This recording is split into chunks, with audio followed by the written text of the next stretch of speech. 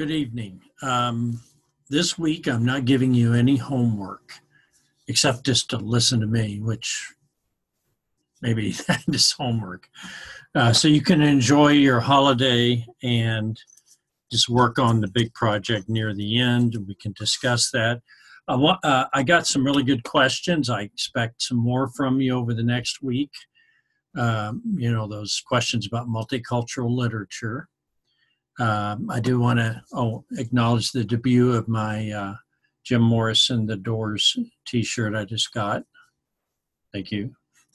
Some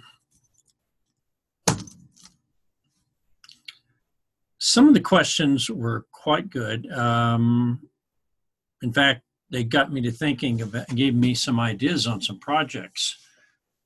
Maybe we could collaborate on. I'm not sure what your situation is, but let me pitch some ideas as I'm going through this discussion. One of the questions, I'm sorry I forgot everyone's name because I'm trying to think back on different emails, but the one dealing with Iraq and Syrian refugees, that sometimes you find yourself in a situation where you can't find the right books that you would like to use to teach the students. And I got to thinking about if there's a way to create an app or create a system where teachers could essentially build their own reading books and inexpensively publish them. I don't think any of this has already been done, but I'm thinking very specifically on the question of teaching. One of the questions was teaching hygiene to refugees from Syria and Iraq. I don't know exactly what the problem is. I don't know if it's dealing with dental or what, or very sensitive issues, maybe dealing with children or dealing with male-female issues. I have no idea. But I was thinking it'd be interesting if you could produce your own texts and have some illustrations and be able to generically be able to construct these kind of very personalized little reading books. As I understand, a gentleman asked me the question, and I almost know the name, but I'd have to go off screen to look at the emails again, is that it would be really cool to be able to construct books for specific situations instead of trying to look up books, which is incredibly expensive even if you find the right book. And we have to use the technology we have. Maybe we can do read-alongs or have them read, and then people could listen to someone reading the book. Maybe have someone read the book in the language like Arabic, and that would help reinforce. So I have a friend next door, a couple of doors down, Carrie Kratzel, who's great at teaching reading. You ever get a chance, graduate class, she teaches a wonderful class on reading, teaching reading, because essentially a lot of what we do comes down to that. So it's Kratzel, Kracl. I may even do a podcast or a video cast. She and I could be here, or clean up the office. We could do a little broadcast here. Well, the first thing I'd like to introduce you to, some other questions. One was about controversial issues, because you'll see sometimes children's books, everything's wonderful and it's just, good night moon kind of scenario. I mean, it's not controversial to have the book Good Night Moon. Most people believe in the moon, and they believe in young children going to sleep and acknowledging and naming things in their room. But as we get older, or even if they're not older, they get involved in much more controversial things. I was thinking about this because what a cool idea to do. I was thinking do an article and talk about issues like that. And you have to think, and some things take into consideration the maturity level of the students, their possible, what does the doctor say, contraindications or something that might cause you not to use a book or not to use it in a certain way. is that how sensitive an issue is in the community, in the school, with the parents of the students and with the parents of other students, because I'm assuming you're not just doing it with just students from one place, but you may have a mixed class, because some of you are talking about diversity issues where you don't have diversity. And how do you get across without looking like you're just giving a lecture on multicultural education, but how do you get across a genuine sense of history and of empathy for groups facing discrimination? Because you may have people to push back right away saying, I don't believe in Black Lives Matter, or I don't think that's an issue, should be discussed. And so you have to gauge whether or not you can take certain risks in the community. I'm not wanting you to be martyrs for academic freedom or for social justice. That's a decision you have to make. And you want to be as effective as you can be and still get along with as many people as possible in order to do your job. I know of a lady we work with in early childhood that she works in all kinds of political situations, red states, blue states, it doesn't matter. And she gets wonderful things done for young children. And she does this, and she just says, I just put that aside. I find, and this is the key, and I'd mentioned this even in those rules of that, those stages of sensitivity for cultural awareness, is that when you see people in a defensive mode, you look for things that we have in common. And so think about that. Where are the bridges? Where can you build a bridge? Where can you develop, maybe from the most common little issue, bring all sides of your class or even your school into the situation, knowing they're going to be willing to follow you, and then bring up, and then if it gets more complicated later, people have developed some level of trust with each other, and they've also developed some cognitive thinking about what is real and what is true and stuff. So I have some books that deal with this. Most of them, I have books over here on the Holocaust, but I think what I'm going to start with now, books, and I have some that deal with civil rights with Hispanics and deals with some of those issues. But I want to start Through My Eyes, which is the experience of, I think it is Ruby Bridges, literally the name of the young lady, when she was about 6 years old. And I want to show you the picture because I think you've got to see this. It was quite dramatic. And I would love to, as in Baton Rouge, they were integrating the school, and there was a little girl, and you can see her here.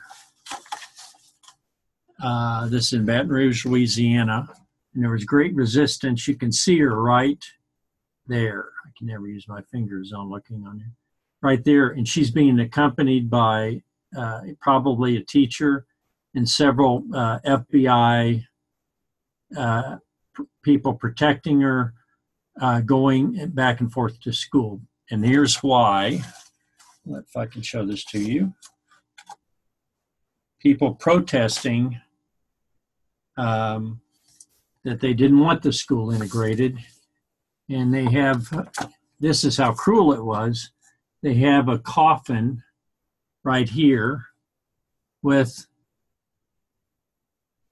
a black child in the coffin trying to frighten her and to let people know they don't want integration. You can see there's quite a unusual contrast of people there. You see the cross, see the Confederate flag in the background, Davis, who's probably the governor, and then someone with a sign, I thank God. I'm not going to read it for you. But you can see this is what was greeting her, and people screaming. Obviously, you know what the words were. They were screaming. This is a little child. And so Norman Rockwell, who painted all those all-American paintings people always talk about, he also painted this one. You see this, the guards protecting her over here. And that's a Norman Rockwell painting right there. John Steinbeck, I think, wrote something about this. And then they were burning crosses, Ku Klux Klan. So this is very real. This isn't imaginary history. It's documented. Now, what grade could you use this in? Obviously, I don't think first and second grade would be very good. It's not just because of the reading level. It's because of the controversy of it. And it's an extraordinary book. Talks about her end of first grade. I think she was 6 years old or something when she was going in. But it talks about the history in Baton Rouge, Louisiana. We had similar things, integration of schools. So that's a historical fact. This is edgy stuff. Multicultural should not be all a bunch of Taco Tuesdays and Wednesday, you know, we talk about our differences, and Thursday, you know, all these things. If you try to sugarcoat all this, then you don't deal with any of the rough stuff. But you got to decide when the controversial stuff can be addressed. I'm not an expert on child development, just like I'm not an expert on reading. I can tell you have to do some investigation, but you have to know more about your community. And you have to build support so you don't just surprise people with this. You bring people in. You may have to work a little while, build support. Here's another one called Friends from the Other Side. This is a kind of book. I don't think it's about a historical event. It's just about people that are different becoming friends. So this would be a precursor to that book. It would be, because it dealing with differences, nothing controversial. You don't see flags or protests or burning crosses. So this is what I'd call your initial boost, your initial shot, you know, and to give you boosters for vaccine. You start low key, and then you bring up differences, because you have to, as I said in one of those videos or somewhere, you have to teach people to find beauty in other cultures and in the friendship and the value of the friendship before you can bring, you know, the negative things that might be negative. Okay. And you may have to wait a long time to spring those. So you work low key. What are some other things? These are some that are controversial. I wanted to show you some others that I think for high school would be great. They're the history of African-American history, wonderful books. The reading level is probably just, you know, high school or lower. I know there's a question about what kind of books do you give high school kids, lower level reading. I don't have access to them because the office is locked up where I have them stored, but high reading, high interest level, lower reading level. And there's a series of books, and I can't think of the publisher right now, but I will show you some of those. I have several copies in the office, but they have really interesting topics. Some of them are not, you know, I like them in a series. They don't just highlight multicultural. They have everything. Bigfoot, great white sharks, dinosaurs, ancient Egypt. They have things that kids like to read about. And they're high interest, low level reading. But they're good, solid, hardbound books. They're not thick or long, but they're pleasant to read. And they're a little different than this. They're kind of like this. You know, they have an interest level, but these I like because they actually deal with specific cultures. And there's a series, well, I'm going to talk about these first. The Black Cowboys. If you're studying Western history, this is a great book for some material about African-American cowboys. And of course, it talks about other cowboys. Here's where people went through Texas, and they went up to the cattle drives through Oklahoma all the way up into Kansas. And what you see there are the birth of the American cowboy. American cowboy was a mixed group, very diverse. Part Native American, some of them, or mix, African American, Hispanic, white. You probably had people from Eastern Europe that were cowboys. They ended up in the place, they had to have a job. I was always interested, and there's only one photo of the guy, but we had a gunslinger in Lexington when it was Plum Creek back in the 1800s, and we had a black gunslinger. And gosh, I wish we had more stuff about him because, you know, he was not, he was a pretty rough character, and he handled himself well, and he probably was a hired gun. I mean, you just got people that were enforcers. People didn't worry about race. They worried about power. And so it shows here all kinds of pictures, and it's called the Black Cowboys. This is a whole series on the African-American experience. Other things here, I love baseball, the Negro Leagues. If you've ever have a chance in Kansas City, go to the museum, the Negro Leagues Museum. They use the word Negro for, that's the way they call the leagues. They didn't call them the African-American League. And I even have a hat of the Kansas City Monarchs, who were the black team in Kansas City, and it's signed by a Buck O'Neill, who I met. I have another signature of his on the book, and he passed away a few years ago. He's not in the Hall of Fame, but he was one of the great ambassadors for the museum, and it's an awesome place. It's right next to the Jazz Museum. And so I'm so excited. Baseball. This is a bridge. So if you have kids that like cowboys, they can do this. They can find out about cowboys. And the Hispanic falls in. This is why when one of the questions was, how do you introduce multicultural without people looking around saying, oh, this is some kind of programming or propaganda? And it's natural fit. This is the history of our country. And guess what? Diversity was the history of our country. If they think diversity wasn't, somebody's just living in dreamland.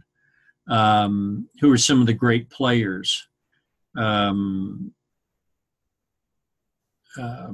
you didn't know that this is a picture of the Oberlin, Moses Fleetwood Walker,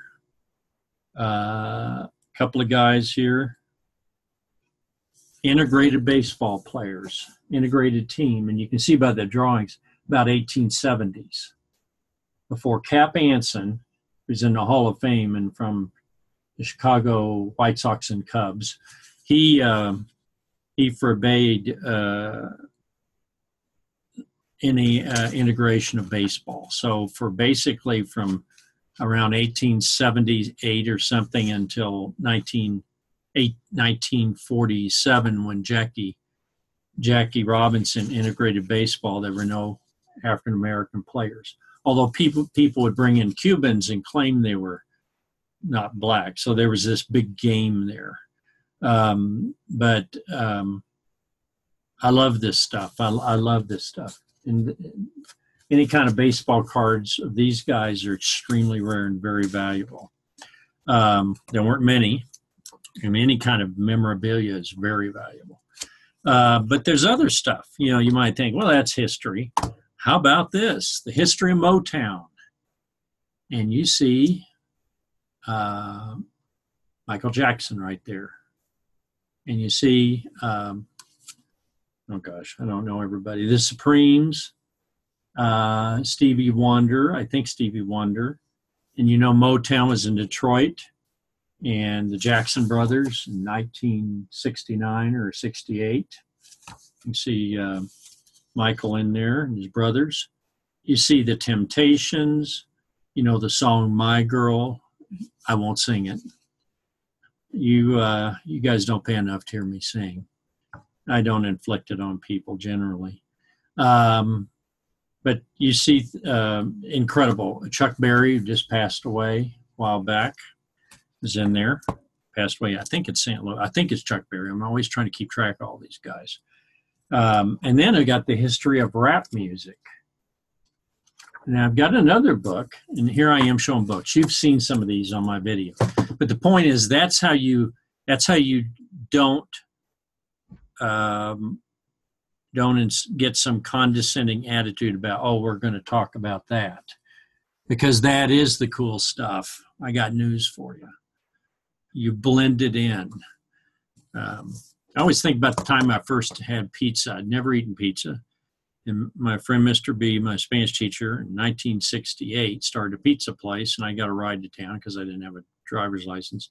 And I went in and I had a pizza. And I remember the first time literally the first time I ever eaten with thyme and started saying Mary Jane, but what's that? Anyhow, spices.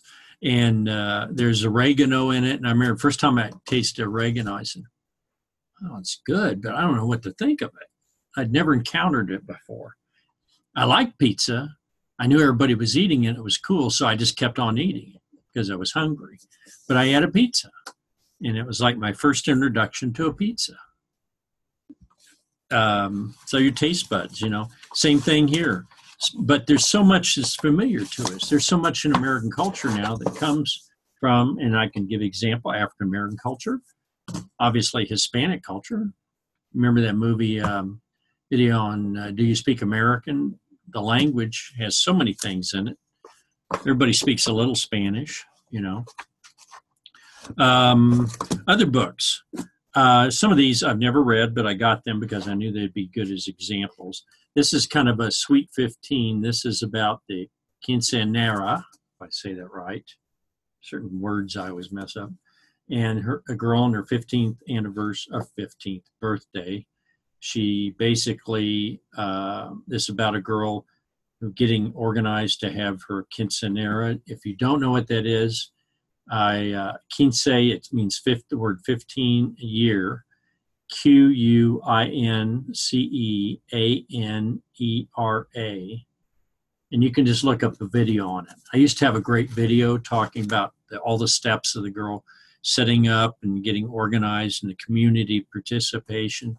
And I can best describe it to you as a debutante party, but it's not that. People say, well, rich kids, they pay in their daughters has their coming out party. Coming out has a different meaning there, see? Okay, other things, celebrations, things that are common, celebrations. This is a great book. It's called Children Just Like Me. I think I showed it to you, but if I didn't, this book is by DK Publishing, printed in Hong Kong, it's got everything from Epiphany. It's got Christmas, St. Nicholas, which is Hanukkah. It's got, Diwali, which I don't see it pronounced here, which is the in fall, just before the new moon, when the sky's at its darkest, they have the Festival of Lights. And so this has different cultures in it.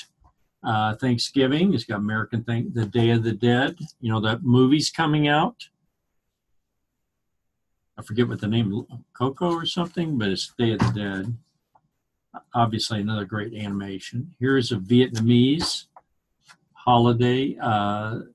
Each year on the 15th day of the 8th lunar month, children go in the streets with glowing lanterns to enjoy Trung Thu, the beauty of the moon. It's kind of like the Festival of Lights. And it shows how people dress. And so now we got Eid al-Fitr, which is a Muslim holiday, and it talks about in the country of Jordan. Also has Mecca here and people praying. So things like this, a Japanese holiday, Kodomono-hi, Festival of Kites. You may have heard of that. Here's a good one. This is Turkish, and it is, what are they doing here? In Turkey, whether they're scouts, Boy Scouts, or traditional clothing, or this kid's dressed up as a wrestler. It's a national holiday. They celebrate Turkish holiday. And here, this one is another Indian holiday. This is a wonderful thing. And it's so interesting.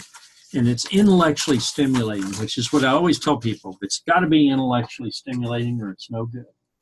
And finally, these, which I think I've already shown you, A Ride on Your Mother's Back. You can look this up. And Throw Your Tooth on the Roof. This is a fabulous book. I think it's one of the most popular ever. I had the other one stolen. I had 2 copies. I had to guard these things. What do you do with a tooth? And this is a deep, it's part of child development. It's something that everyone experiences. And what do? And it's not controversial. This is another thing you can talk about. It's not controversial. Nobody says, hey, losing a tooth is going to start a riot somewhere. No. Other things are more, and I'd shown you these about the Hmong. They're quilts about escaping from Laos, up in the mountains of Laos from their homeland and coming to the United States. There's a plane strafing them over here. So there are things about war that are common. Maybe older kids could talk or look into war, certainly in high school. Other ones that I have, a few of these, is Tommy Stands Alone. This is about Hispanic and gay. It Doesn't Have to Be This Way, a Barrio story. It's more of a children's book, but it talks about gangs. Okay? It doesn't have to be this way. No tiene que ser así. And so that might be an issue that you could bring up. See, I'm putting it all on you. You've really got to talk about what you want to do. Some of the more less difficult ones. This is a book on Cuba. And it's about a girl says fitting in. And they had another book called Jumping Off to Freedom. I have that somewhere too. This is written by, I think, a Cuban-American author. And this is fairly old, but it talks about a young girl trying to fit in. And the character's Hispanic, but especially, particularly, she's Cuban. So what I just want to say to you is that you have to read these books, get a good feel for them. I would definitely make sure. I had one that I got a kid in high school to read. A copy I had is called Don't Spit on My Corner. And you might say, wow, is it chewing gum? No, it actually was about gang violence in Los Angeles in the 1950s. And the kid really liked it. I mean, he was a kid who wouldn't do anything. He read the book in one day. That's how good it was. And the only problem is I couldn't take it down to middle school or really put it in the library because it had the F word in it.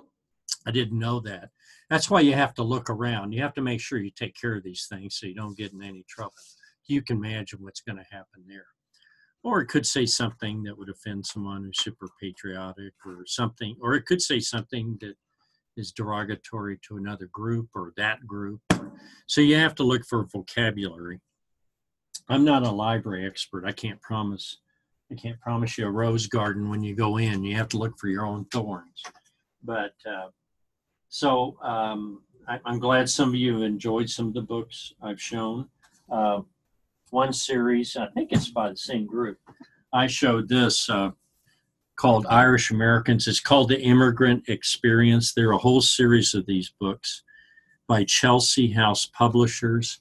And it's called The Immigrant Experience right there across the top. This one's about the Irish. And this is what I was telling in one of my emails, that you can get kids to go back in time and examine what happened to them. This is the Irish. It wasn't all good for them. Here's, I've got other ones here.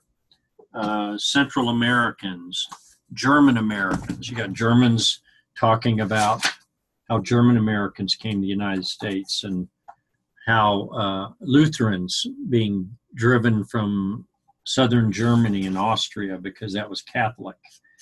Pennsylvania Dutch. You always hear about Hershey chocolate, and you've heard about Pennsylvania Dutch. The town Moravians, people from a part of Germany. Here's a sign in probably late 1800s of Germans in New York, and it's got a Wiener Wurst with each drink. Old Kentucky whiskey, K&L tobacco. So it's got Germans and German business and entertainment, but lots of sausages and beer. And then it's got German and Milwaukee, Wisconsin girls doing they have their own schools. Germans have their own schools, not just religious.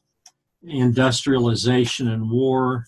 Germans were part of the pickle packing of Heinz Company when they packed pickles. You can say that, I packed pickles for Heinz. Riots here, Germans were accused of causing trouble. And then, of course, Germany became a powerful country. And then what happened there? Anti-German feeling heated up. A German-born coal miner in Illinois was accused by mob of spying for the Kaiser, and he was lynched. You always hear of African Americans and some other minorities being killed. This is a German who was killed because he was a German. People were so angry they even took the goddess Germania off a building in St. Paul, Minnesota. And they renamed some towns to get the German word out of it. And this talks about Germany. And of course, same thing, when Hitler came to power, then Germans were even in more stress. Yet Germans were very fundamental to the growth of the beer industry in America. Anheuser-Busch in St. Louis, German beer gardens. You've ever been to a place that had a beer? I've never been to a beer garden. As a little kid, I heard that. I thought, you can grow beer in a garden?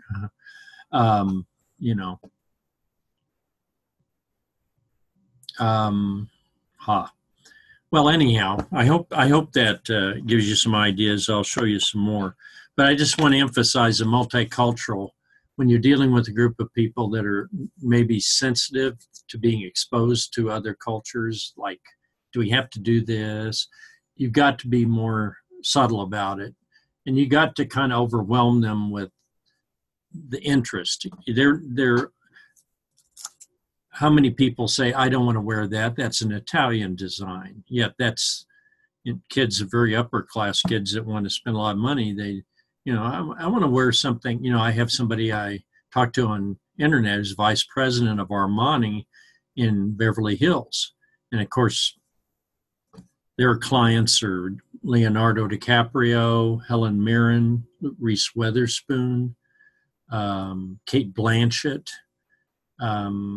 All of these people are on the red carpet. And if you have a lot of money and you're very wealthy, you wear those clothes. And of course, they're American designers too. But I mean, you don't normally get really designer clothes. You might get knockoffs or something, J.C. Penney, but you don't get that stuff. So when it comes to people being a little snobbish, multicultural does not mean, oh, we're better than that. I think the world's going to be in for a real shock, or at least the United States, and we see how wealthy China is going to be and how powerful China will be. And some people say right now things are moving away from the United States as a leader in the world. I'll let you figure out why that's happening. But the point is that when kids are condescending about something or look down their nose, they're not living in reality. That kind of attitude, and if they're intellectually stimulated and they can see the richness of other cultures, they'll see that that's why their culture can be better. So that's my propaganda for today. I hope I answered some questions. I had one on reading levels. I don't know the answer on that, because you get bilingual books and you'll say, great, they're in English and in Turkish. I got one that's English and Turkish. And I say, I have no idea what the reading level is in Turkish. I don't know if the reading levels translate really, I have no idea. I'm not even sure the reading people here know that, because that's a different culture, different language. But there may be somebody in this class or somebody I know that's in Turkey now. Maybe they would have some idea. I could check on that. Anyhow, thank you, and have a nice Thanksgiving this week. I'm not giving you homework, okay? You've got to work on your annotated bib, and you got to listen to this. And I may put some more stuff on, especially movies, but I just want you to watch them as you're able.